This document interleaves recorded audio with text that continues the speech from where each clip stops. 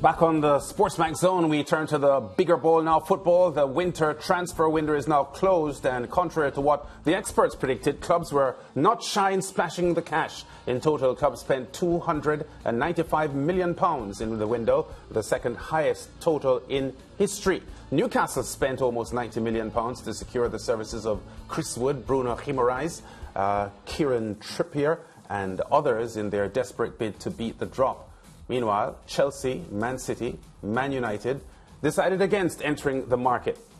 So who are the winners and losers of the EPL January Transfer Window? Brent Sancho joins us to have this discussion. Can we start, Brent, with Newcastle and the fact that they were pretty busy in the window? £90 million spent.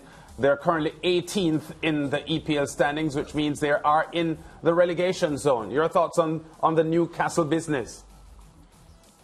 When you have balance, you spend it, and that's exactly what Newcastle has. They have money. Now, of course, the richest club in world football, apparently, with the taking over of the Saudi regime. And, of course, their number one priority is to stay in the Premiership, and it's the reason why they went out and splashed big. What's interesting, though, Lance, is the fact that despite that they have a big checkbook, they haven't really gotten any notable names, per se. Of course, Trippier and Guimaraes are good signing, but I'm very sure a lot of Newcastle's fans were expecting the likes of Mbappe and Haaland, etc., to come through the doors because of the type of spending power that they have. So they got a bit of a lesson there, Lance, as it relates to spending. But I think they've signed well enough to suggest that they will stay up in the Premiership. Yeah, Liverpool went for Luis Diaz from Porto as they make a bid to challenge the runaway leaders Manchester City. Your thoughts on that buy? Yeah, I think that's a terrific signing. A player that we covered, of course, here in Sportsmax for the Copa, and someone that has lit the Commonwealth and, of course, the domestic side of things, and even the Champions League alike. A terrific player. I think this move, of course, Lance, was sparked by the fact that Spurs was coming in for him, and they seem to have had a set deal done. And then, of course, Liverpool swooped in. The interesting thing about the deal, Lance, is when you look at the age of Diaz and the age of Jota, it's similar. They're 5 years junior to Salah and Mane. So one would suggest that this is probably the replacement for those two players and some sort of succession planning by Johan Klopp. I think it's a great business done by Liverpool and one, not just for this season, but I think one for the future of the club. Yeah. And how do you expect him to be used by Klopp? That's an interesting one. If you were to gauge it the way Diego Jota was slowly integrated into the team and now plays an integral part of it, and if you look at the history of the way Johan Klopp when players come into the club and he tries to integrate them slowly, I would suggest that the same similar for him. I think once Diaz settled and is hot and is performing well and is consistent, I think he's somebody that he will use continuously, and that's something that we saw for Jota. He's now become no more than just someone that they're integrating. He's now an integral part of what Liverpool do. So I would see similar for Diaz. But question for you though on the Luis Diaz signing, which I deem to be the biggest, perhaps the shrewdest of the transfer window, despite the big price tag. Good players don't come cheap. The difference with Jota is that Jota had 2+ seasons in the Premier League under his belt. So his integration was not into a new country, a new league, a different way of playing, a different tempo.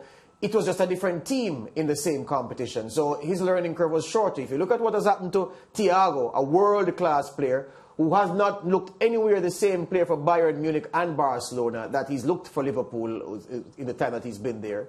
If you look at other buys that Klopp has back, Minamino, who looked good and promising when he came over, but has found the step up to the Premier League level a bit difficult. Aren't you perhaps concerned that the same fate may befall Luis Diaz, who's coming from a Portuguese league, which is a couple levels below where England is in terms of the quality of the opposition, and more importantly, the tempo at which the football is played? I would even throw Naby Keita into there as well, George. And Naby Keita, yes. Comes in. But I think with the quality that Diaz, he's a player that, I have always felt would do very well in the Premiership. And I really as much as I do believe that it is going to take a little bit of time for him to adjust, I just think that the qualities that he possesses is something that will certainly be of value in the Premiership. And I like them to the likes of Rafinha in Leeds, a very similar type of player, very direct, likes to get wide and take players on.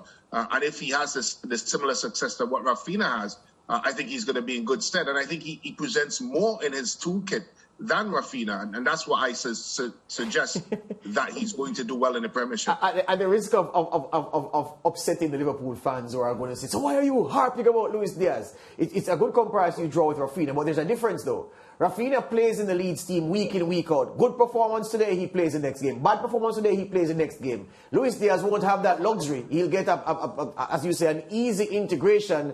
And if he doesn't shine in the first couple of opportunities he gets, he may find the interval between appearances getting longer. So the fact is that Rafinha had the comfort of knowing that he is in Bielsa's starting 11 once fit, and that has helped his integration. And I'm wondering about how Luis Diaz will function in that kind of setting. Well, I think the fact that Liverpool plays in so many different competitions may, of course, negate that fact. You have the Champions League, of course. They normally have deep runs in all of the domestic competitions, any domestic cup competitions. So I suspect that they would need a big squad. And I still feel, George and Lance, that Liverpool are still a bit light on that end as it relates to the types of competitions that they are, of course, going for. Remember, this is a team that will also be in the runnings for the Champions League. So they need a big squad. They need a deep squad as well. We saw what happened last season when they lost one central defender and they struggled. And I know even when the likes of Mane and Salah, of course, won't perform into their best and won't have in great games, they struggled as well. So I think the fact that they have a deep pool, and of course, I take your point on board, would bode well for him. And I think it's a terrific environment for the player as well. To go week in, week out training in that sort of environment will only make him a better player. I think easily he is the best signing in the January transfer window we have seen in quite some time.